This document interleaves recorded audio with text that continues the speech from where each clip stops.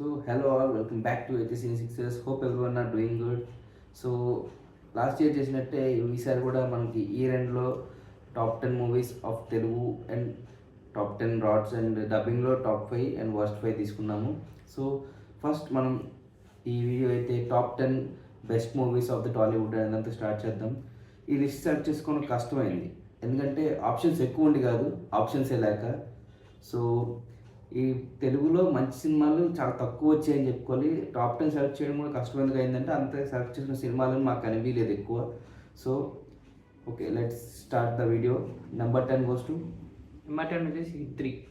మనకి హిట్ ఫ్రాంచైజ్లో ఇది weakest film అని చెప్తాను నేను.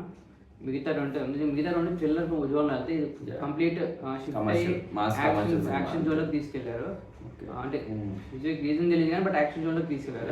ఇది కూడా చూసుకుంటే ఫస్ట్ హాఫ్ కొంచెం థ్రిల్లర్ ఇన్వెస్టిగేషన్ మోడ్లో ఏదో డిఫరెంట్గానే ఏదో ప్లాన్ చేస్తున్నట్టు ఉంటుంది. కానీ వన్స్ ఎక్కడ సెకండ్ హాఫ్ అయితే స్టార్ట్ అయిందో నాని ఆ ప్లేస్కి వెళ్ళడం అది తెలుసుకోవడం, ఇంకా mass typical mass commercial hero type cinema అయిపోయింది.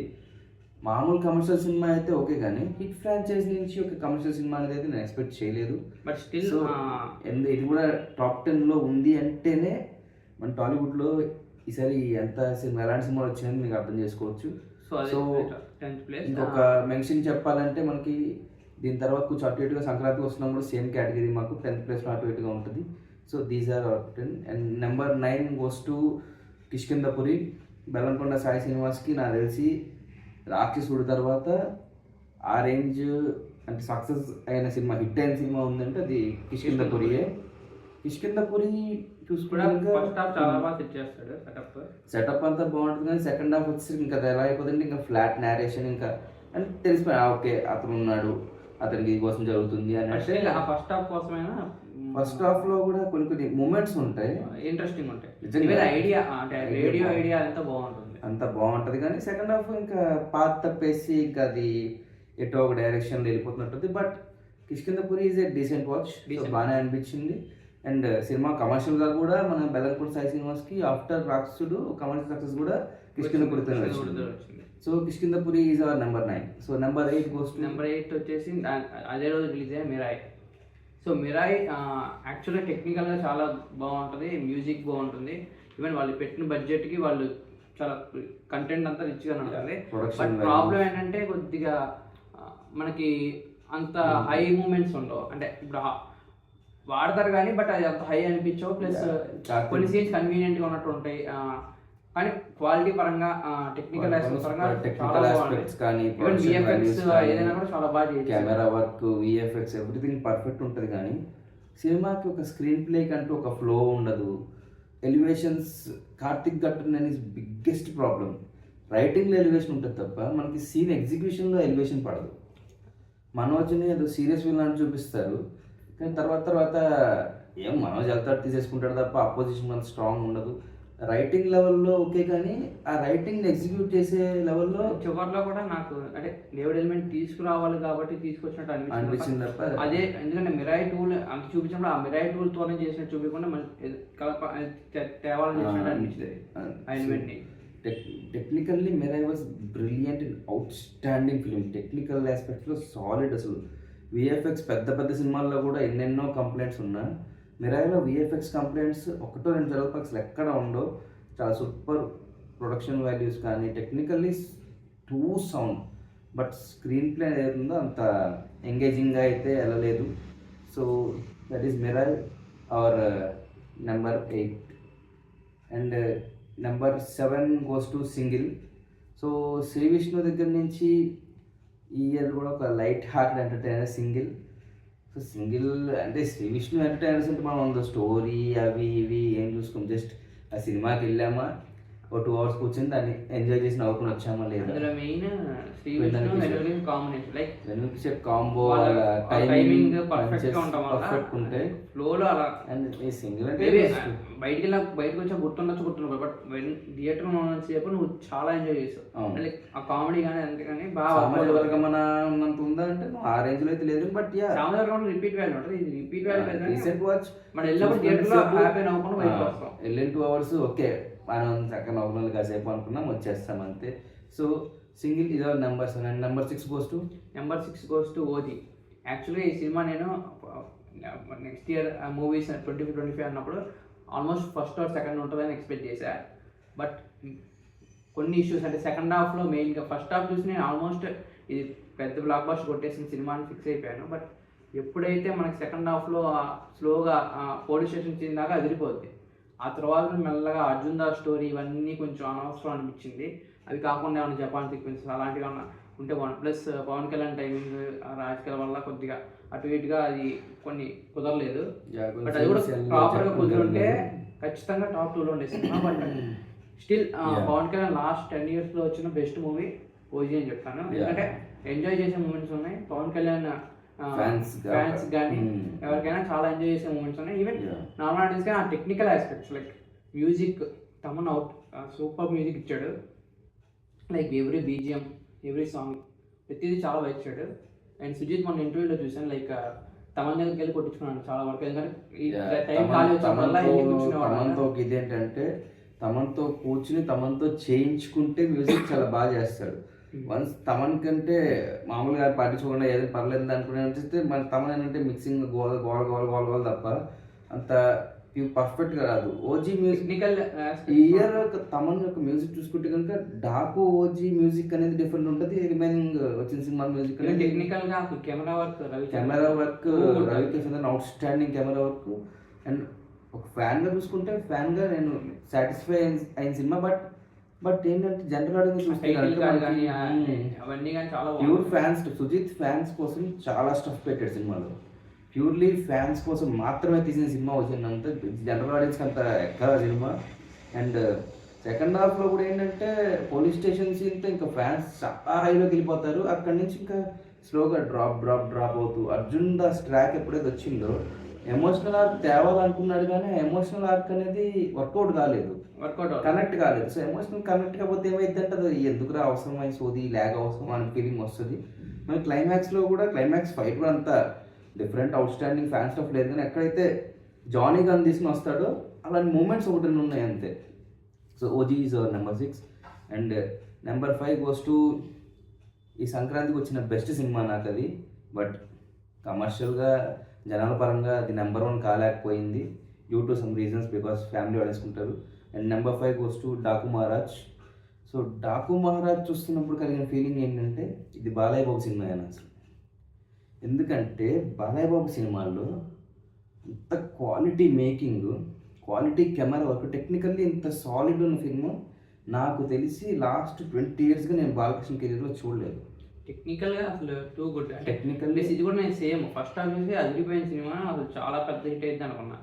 సేమ్ సెకండ్ హాఫ్లో ఆ 10 minutes స్ట్రెచ్ ఏదైతే ఉందో ఆ సీన్, ఆ ఊర్లోకి వెళ్ళే సీన్, ఆ తర్వాత వాడిని చంపేసి ఆ ఫౌంటైన్ సీన్, అసలు ఆ 2 సీన్లు మాత్రం తోపు ఉంటాయి. బట్ సెకండ్ హాఫ్ అది కాకుండా మిగతా అంతా కొద్దిగా ఫ్లాట్గా, కొద్దిగా అంత ఇంట్రెస్టింగ్గా. నేను ఇంకా ఫస్ట్ హాఫ్ చూసేసి డాకు మెయిన్ ఫ్లాష్ బ్యాక్ డాకుది అది ఇంట్రెస్టింగ్ ఉంటుంది అని నేను అప్పటికి పాట విన్నా. ఈ పాట సర్కార్ కాదు, ఫస్ట్ డాకు మారా రెడ్డి సాంగ్. అది విన్నాక అసలు అది దాని స్టోరీ ఏంటి, అసలు ఏంటి అంటే ఇంట్రెస్టింగ్ ఉంటుంది అని అనుకుని చాలా ఎక్స్పెక్ట్ చేశాను. బట్ సెకండ్ హాఫ్ డిసప్పాయింట్ చేసింది డాకు మహారాజ్ చెప్పాలి. Same like OG first half అయితే అసలు అవుట్ స్టాండింగ్ ఉంటుంది. Daaku Maharaaj interval scene and OG interval scene 2 best interval scenes of this year. అదే తెలుగు సినిమాకే కాదు, ఎంటైర్ ఇండియన్ సినిమాకే ది బెస్ట్ ఇంటర్వెల్ సీన్స్ అవి. అండ్ ఆ 2 చోట్ల తమన్ బీజిఎం ఇస్తాడు. డాకు బీజిఎం అయితే ఒకే ఫైట్లో 30 seconds స్ట్రెచ్లో 3 different బీజిఎమ్స్ కొడతాడు, ప్రతిదీ అయ్యేస్తుంది. డాకు ఇంటర్వెల్ కట్ పడేసరికి మామూలు లేదనిపించింది. బట్ సెకండ్ హాఫ్లో కొంచెం స్లో అయినా మళ్ళీ ఆ ఫ్లాష్ బ్యాక్ పోర్షన్ ఎప్పుడైతే మనుషులు చంపుతారో వాళ్ళ ఇంటికి చంపుతారో అక్కడ ఒక్కసారి వెళ్ళిపోయింది. ఇంక ఇదే రేంజ్లో వెళ్తా ఉంటుంది అనుకున్న తర్వాత మళ్ళీ ఇంకా డిప్ అయిపోద్ది. క్లైమాక్స్ కూడా ఏమి ఉండదు. So but technically out standing BGM కానీ, ఎలివేషన్స్ కానీ, బాలకృష్ణన్ చూపించిన విధానం కానీ రీసెంట్ టైమ్స్లో ది బెస్ట్ అని చెప్తాను నేనైతే Daaku. So number 5 is Daaku and number 4 goes to Andhra king Taluka. అంటే సినిమా కమర్షియల్గా డిజాస్టరే, ఎందుకంటే సినిమాకి అసలు ఎవరు వెళ్ళలేదు. నాకు అసలు తెలియదు ఎందుకు వెళ్ళలేదు. బట్ సినిమా పరంగా చూస్తే సినిమా చాలా డీసెంట్, చాలా బాగుంటుంది అండ్ నీట్గా ఉంటుంది సినిమా. అంటే హై అలా రామ్ లాస్ట్ సినిమా మనం చూసే స్కంద కానీ అవన్నీ మాస్ మాస్ అని చేసుకుంటూ వెళ్ళాడు. బట్ ఈ సినిమాలో చాలా సటిల్గా యాక్ట్ చేశాడు. And music super, even camera work బాగుంది, ఈవెన్ స్క్రీన్ ప్లే కూడా నీకు ప్రతి విషయానికి చివరిలో పే ఆఫ్స్ అవన్నీ ప్రాపర్గా పెట్టాడు. అండ్ ఇవన్నీ చాలా నీట్గా చేశాడు. సో ఈ సినిమా చాలా చాలా నచ్చింది నాకు. ఫ్యాన్ గా చూసుకుంటే కూడా ఫ్యాన్స్ కూడా కనెక్ట్ అయ్యే మూమెంట్స్ కానీ అట్లాంటివి చాలా ఉంటాయి. అండ్ ఒకటి నేను శైలజ తర్వాత నాకు తెలిసి రామ్ మళ్ళీ అంత మంచి సినిమా వచ్చిందంటే అది ఆంధ్రాకి తాగు మధ్యలో ఇస్మార్ట్ శంకర్ హిట్ అయినప్పటికీ సేమ్ రివ్యూస్ కూడా చాలా మంచి రివ్యూస్ వచ్చాయి. పాజిటివ్ రివ్యూస్, ఓట్ ఆఫ్ మొదలు పాజిటివ్ వచ్చింది. అసలు జనాల పక్కకి ఎందుకు వెళ్ళలేదు అనేది నాకు ఇప్పుడు మినిమం ఇంట్రెస్ట్ ఎందుకు రాలేదు, మేబీ లైక్ లాస్ట్ రామ్ సినిమాలు స్కంద, డబుల్ ఇస్మార్ట్ ఇవన్నీ చూసి ఇంకా రామ్ సినిమా మీద రామ్ ఎందుకు లేదనుకుని ఆగారేమో తెలియదు. But Andhra king taluka definitely deserves a very better result. ఆ సినిమా హిట్ అవ్వాల్సిన సినిమా. అలాగే అదే మంచి కొన్ని సినిమాలు అంటే ఇంకా అంతే దానిలో అలాంటి లిస్ట్లో ఏదో ఒకటి లైక్ ఎంత నచ్చిన ఎంత బాగున్నా కూడా జనాలు ఆ టైంలో ఇంకా ఇంట్రెస్ట్ చూపించలేదు. సో దానివల్ల పోయింది అంతే. So number 3 goes to great pre wedding show. So ఈ మూవీ చూసుకుంటే ఇలా పెద్ద స్టార్ కాస్ట్ లేదు, నార్మల్ తిరువేదప్పం అయితే అంత ఒక న్యూ పీపుల్తో తీసుకుని ఒక మంచి అట్మాస్ఫియర్లో మంచి కూల్ బ్రీజీ ఎంటర్టైనర్ ఇది. ఈ సినిమాలో అందరికంటే హైలైట్ ఎవరంటే పెళ్లి కొడుకు క్యారెక్టర్ చేసిన అతని కామెడీ టైమింగ్ కానీ తీసేదాన్ని చాలా న్యాచురల్గా చాలా ఒక ఫ్లోలో వెళ్ళిపోతుంటుంది. ప్రతి ఒక్కరు అలాగే యాక్ట్ చేశారు. పెళ్లి కొడుకు, పెళ్లి కూతురు, 90s లో బొడ్డోడు కానీ సినిమా అంతా ఎలా ఉంటుందంటే ఇంకా పెద్ద స్టోరీ పెద్ద ఇది నచ్చింది ఏంటంటే సినిమా గ్రౌండ్ లెవెల్లో ఉంటుంది.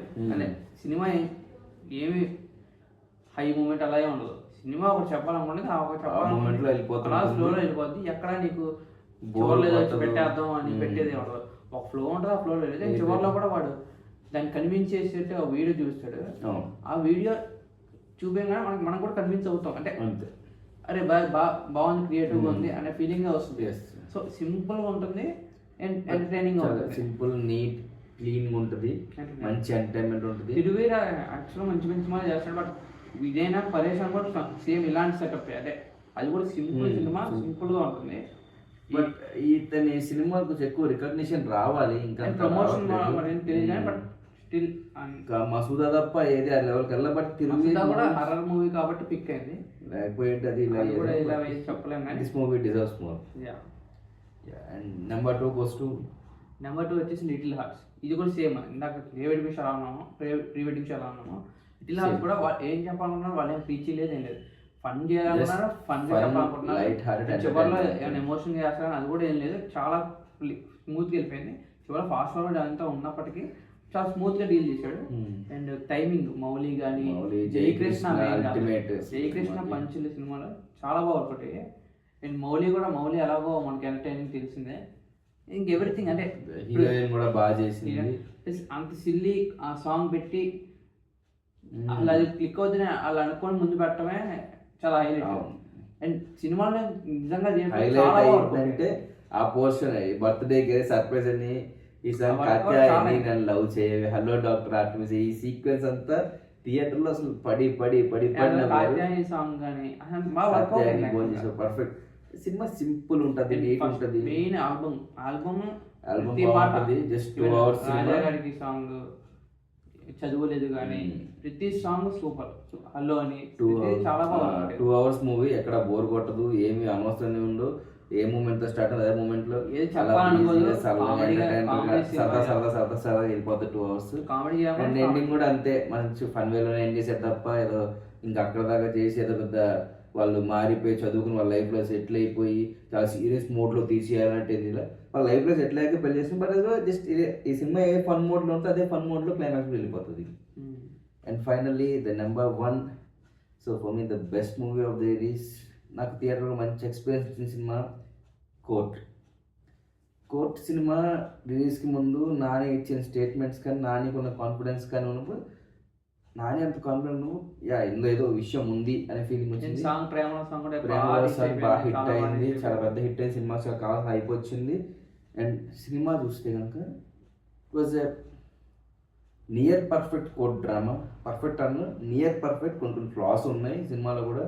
బట్ ఇది నెంబర్ 1 ఎందుకంటే దీనికంటే తక్కువ ఫ్లాస్ ఉన్న సినిమా నాకైతే ఈ ఇయర్లో కనిపించలేదు. సో కోట్ విత్ లిటిల్ ఫ్లాస్తో కోర్ట్ డ్రామా కానీ ఏదైనా కానీ, అండ్ శివాజీ గారి performances Mangapathi comeback outstanding performance, చాలా మంచి కంబ్యాక్ అని చాలా మంచి చాలా comeback. సినిమాలు చేస్తున్నట్టున్నారు, చాలా సినిమాలు చేస్తున్నారు. నైన్టీస్తో బాగా 90sతో ఫేమ్ వచ్చింది. కాకపోతే కోర్టులో- 90s క్యారెక్టర్ ఏంటంటే శివాజీ ఇదివరకు చేసిన ఫ్యామిలీస్ లాంటి క్యారెక్టర్, బట్ కోర్టులో ఒక different villainish character Bigg Boss లో షేడ్స్ కనిపిస్తే అలాంటి అలాంటి షేడ్ క్యారెక్టరే మంగపతి. సినిమా ఎంత బాగున్నా, సినిమాకి హైలైట్ అంటే సినిమా బయటకు వచ్చేసరికి మనకు గుర్తుండేది ఎవరు అంటే ఫస్ట్ గుర్తొచ్చేది మంగపతి. సో ఆ క్యారెక్టర్ని అంత ఇంపాక్ట్ క్రియేట్ చేసింది. మూవీ కూడా నియర్ పర్ఫెక్ట్, అండ్ క్లైమాక్స్లో అవన్నీ కూడా కోర్ట్ డ్రామా కూడా బాగానే అనిపించింది. కాకపోతే కొన్ని కొన్ని కన్వీనియన్స్లు ఇంకా ఆబ్వియస్లీ ఉంటాయి. ఇంకా ఆ కన్వీనియన్స్ లేకుండా అనేది అయితే అవ్వదు. వాళ్ళ వీడియో చేశారు, ఆ వీడియోలో ఇదంతా ఇంకా కన్వీనియన్స్, ఇంకా ఏదో ఒకటి పెట్టి కంప్లీట్ చేసేయాలన్నట్టు ఉంటుంది. కానీ నాకు ఈ సినిమాలో నచ్చిన విషయం ఏంటంటే లాస్ట్ నాకు 18 years వచ్చి నాకు చేసుకున్నారు, ఇంకా అంత సినిమా తీసి మళ్ళీ అదే సినిమా అది అనవసరం అనిపించింది, అక్కడ కంప్లీట్ చేసేయాలి. ఆపేయాల్సింది అదే. సో దీస్ ఆర్ టాప్ 10 ఇంకొకటి మనం ఈ వీక్ రిలీజ్ అయిన సినిమా గురించి మేము క్రిస్మస్ వీకెండ్ రిలీజ్ అయిన మూవీస్ అయితే మేమేమీ చూడలేదు. Today date is 26th. ఈ టైంకి చూడాలి, కానీ బస్సులో వేసిన మేము చూడలేకపోయాం కాబట్టి ఆ మూవీస్ని అయితే దీంట్లో ఇంక్లూడ్ చేయలేదు. ఆ మూవీస్లో నేను చెప్పినట్లుగా బెటర్ మూవీస్ ఉన్నాయనుకుంటే మీరు మాకు కామెంట్స్లో చెప్పొచ్చు ఈజీ. అండ్ ఆ సినిమా చూసిన తర్వాత కూడా దీనికన్నా బెటర్ అనిపించిన తర్వాత షార్ట్ రూపంలో దాన్ని రిప్లేస్ చేసింది మేము చెప్తాము. ఈ మూవీస్ ఏం చూడలేదు కాబట్టి ఈ వీకెండ్ రిలీజ్ అయిన మూవీస్ మాత్రం దీంట్లో ఇంక్లూడ్ చేయలేదు. బిఫోర్ ఉన్నాయన్నీ ఇంక్లూడ్ చేసుకుని లిస్ట్ చెప్పాం. So this is our top 10. So me top 10 ఏంటి, మీకే సినిమాలు తెలుగు ఇండస్ట్రీలో బెటర్ అనిపించినాయి ఇయర్ అనేది మాకు కామెంట్స్లో చెప్పండి. అండ్ మళ్ళీ నెక్స్ట్ వీడియోతో మేము ముందుకు వస్తాం, మన టాప్ 10 ఫేవరెట్ గుణపాలు. సో ఇవైతే చాలానే ఉన్నాయి, అండ్ వాటికి చాలా లిస్ట్ గ్యాదర్ చేసి ఇందులో టాప్ 10 ఏమైందంటే టాప్ 10 ఏది మంచి సినిమా అని ఎతకడానికి కష్టమైంది. అందులో టాప్ 10 ఏది చెత్తరా బాబు అన్నిట్లు ఎతకడానికి అంతే కష్టమైంది, ఇంక్లూడ్ చేయడం కష్టమైంది. సో నెక్స్ట్ ఆ వీడియోతో మళ్ళీ వస్తాం. So this is Chaitanya and Ravi signing off టీ మెగాసిన్స్. బాయ్.